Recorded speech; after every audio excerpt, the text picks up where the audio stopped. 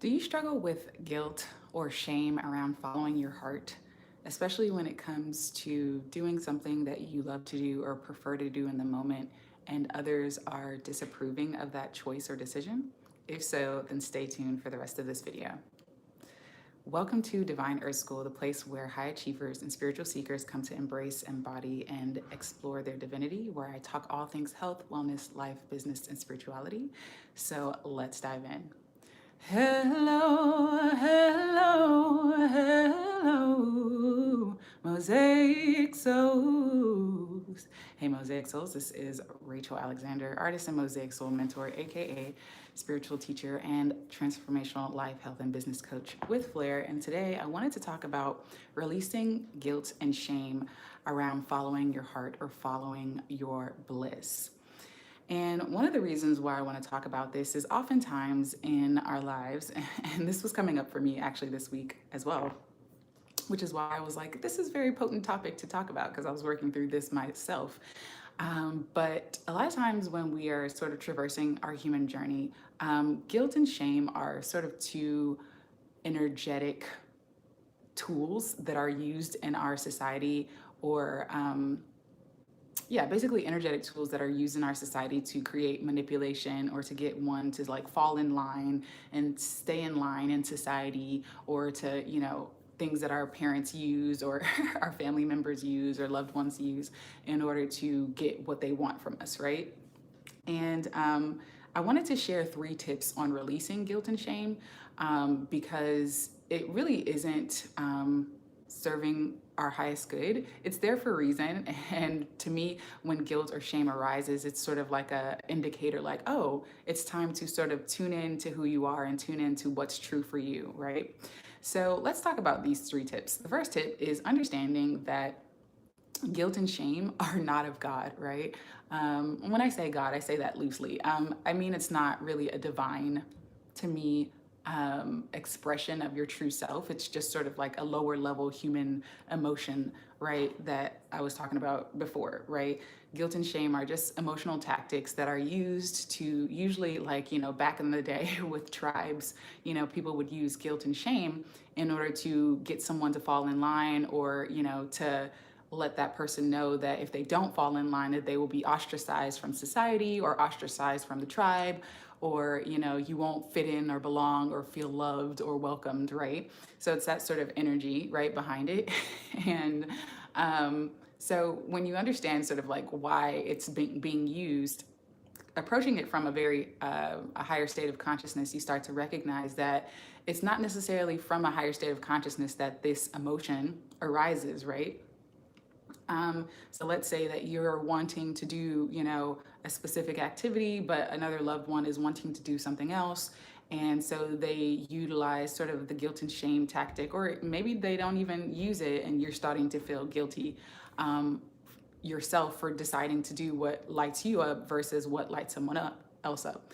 The second tip on this is understanding, first, understanding where it comes from. And second is understanding that everyone is here to do what they are here to do. Like, we're all uniquely individuated expressions of the divine, and we all have unique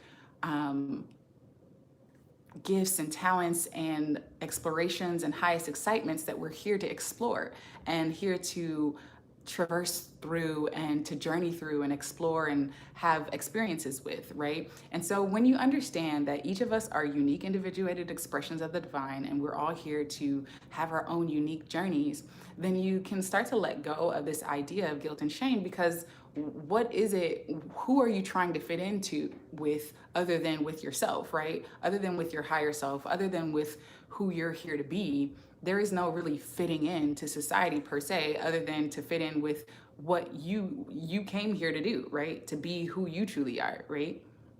So understanding from that perspective, you can start to release guilt and shame around following your highest excitement or following your bliss, especially when it doesn't quite align with someone else's that you might care about, or you might want to please that person, right? And the third tip really is understanding that, it really kind of stems from sort of this people pleasing mechanism, right? Especially if you are a very loving or empathic person, or someone who genuinely wants to make other people happy, or you just are genuinely caring about others. A lot of times guilt and shame will arise for us sort of ex people pleasers or current people pleasers who are trying to fit in and trying to not be ostracized from our little tribes, or not trying not to, be not belong or not feel loved or embraced by our loved ones. And at the end of the day, recognizing that not only does it come from sort of that people pleasing mechanism, but understanding that you're the one creating your own reality, right? And so when you project, right, let's say, and this is the third tip, when you project that someone will disapprove of your choice or decision, it's actually your own mirror, right? So some part of you is actually disapproving of your choice because you are projecting an unwanted outcome, right? So let's say you're projecting this outcome, oh, they're not gonna like me, or they're gonna be angry with me, or they're not gonna talk to me anymore, or they're not gonna be my friend, or I'm gonna lose my job, or I'm going to, get a pay cut, or I won't be able to XYZ, right? Whatever. We're usually projecting some unwanted outcome, right, in our lives that hasn't even happened, right? And so we're focusing on an undesired vibrational reality versus shifting and staying in the vibrational frequency of our highest excitement, right? So this is you operating in your highest excitement, and then guilt and shame starts to arise, and then the mind starts to shift over here and starts looking at an unwanted vibrational reality versus staying in the highest excitement of whatever it is that you're wanting to do, right? And so when that happens, when the mind shifts and starts to look at an unwanted picture or unwanted outcome, then you start to become a vibrational match to that, especially when you operate in it for, a bit of time, right? So you start to create this reality and start to attract this reality where the version of the person or is disapproving of your choices, or is angry with you, or is going to give you a pay cut, or might fire you, or right, you're starting to attract what you want, what you dislike, or what you don't want, versus staying in the vibrational high of your highest excitement, right? And so guilt and shame just sort of like this sort of energetic mechanism, right, that just kind of creeps up every now and then. And to me, it's really like a beacon of awareness of who are you, right, in this moment, right? And why are you here, right? And if you understand that you're an individuated expression, unique individuated expression of the divine that we call God, source, infinite intelligence, whatever you want to call it, and you're here to do you, right?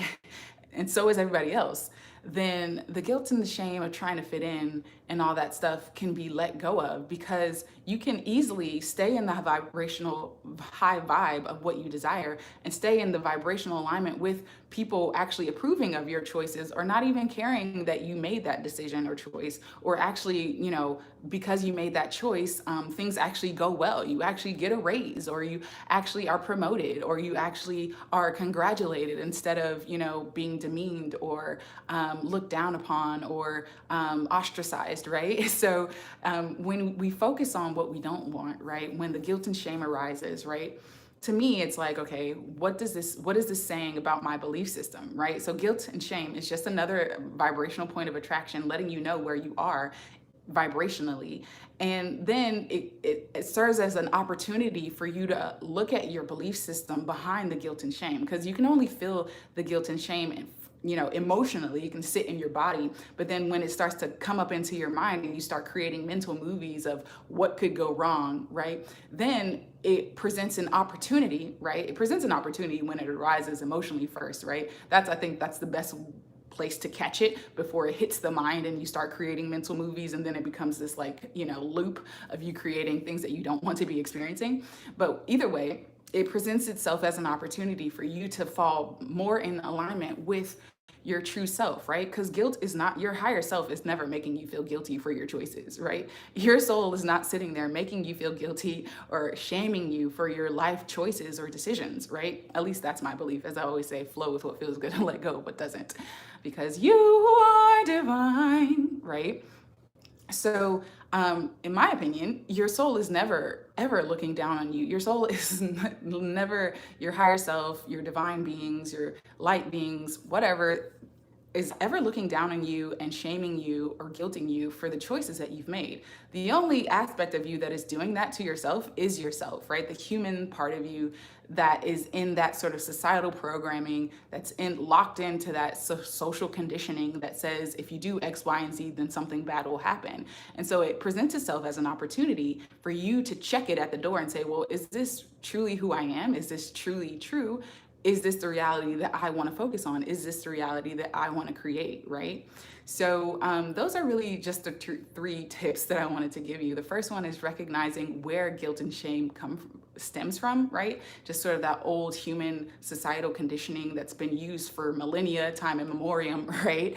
And then the second tip is recognizing that we're all here, unique individuated expressions of the divine, here to do our own unique journeys and have our own unique expressions. So there is no fitting in to society or fitting in with others, you know. And the third tip is recognizing that when the guilt and shame arises and you let it go into the monkey mind and start projecting mental movies of what is unwanted, you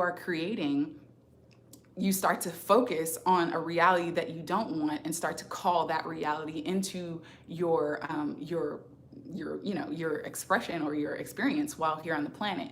And so it presents itself as an opportunity for you to check it at the door and say, what is this telling me right now? Like, what is this telling me about my belief system, right? What is this guilt and shame telling me about what I believe? And is it true? Is this true? Is it true that if I do X, Y, and Z, which is personally my highest excitement, my bliss in this moment, that so and so won't like me, or I'll get a pay cut, or I'll get fired if I do this, or whatever, right? Whatever the horrible outcome is that we're envisioning, is it true, right?